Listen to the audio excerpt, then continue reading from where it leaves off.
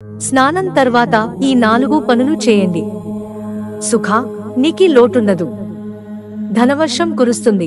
సనాతన ధర్మం అనేక నియమాలను వివరించింది.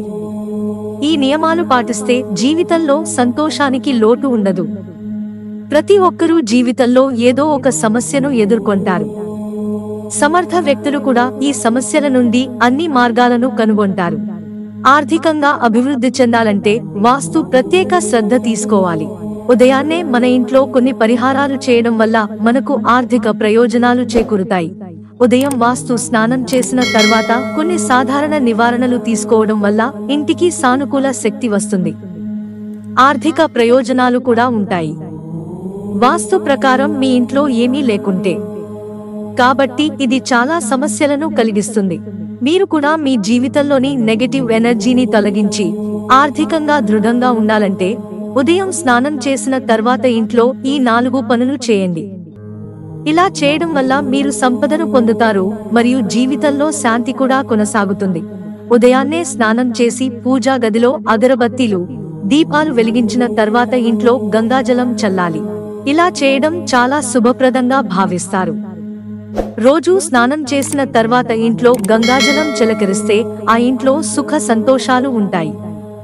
దీని తరువాత మీరు ఇంటి ప్రధాన ద్వారం మీద గంగాజలాన్ని చల్లుకోవాలి.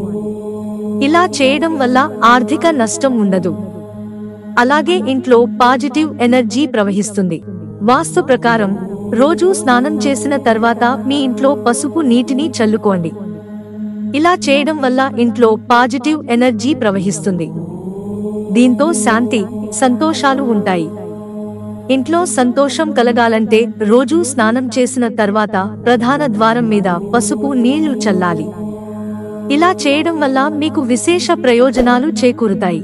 స్నానం చేసిన తర్వాత వాస్తు కొన్ని సులభమైన చిట్కాలను కూడా వివరిస్తుంది. ఇలా చేయడం ద్వారా మీరు అనేక ప్రయోజనాలను పొందవచ్చు. మన సనాతన సంస్కృతిలో స్నానం చేసిన తరువాత మన ఆరాధ్య దైవాన్ని పూర్తి భక్తితో పూజిస్తారు. రోజు తలస్నానం చేసిన తర్వాత ఈ పనులు చేస్తే తప్పకుండా భగవంతుని అనుగ్రహం మనపై ఉంటుంది. మీ ఇంట్లో సుఖ సంతోషాలు, ఐశ్వర్యం కలగాలంటే రోజు తలస్నానం చేసిన తర్వాత ఇంట్లో ఉప్పు నీరు చల్లాలి. ఇలా రోజు చేస్తే ఇంటి బయట నెగటివ్ ఎనర్జీ విడుదల అవుతుంది. అలాగే పాజిటివ్ ఎనర్జీ ఇంట్లోకి ప్రవేశిస్తుంది. మీరు దీని నుండి ప్రయోజనం పొందుతారు. మిత్రులారా, ఛానల్ సబ్స్క్రైబ్ చేసుకోవడం మర్చిపోకండి. ధన్యవాదాలు.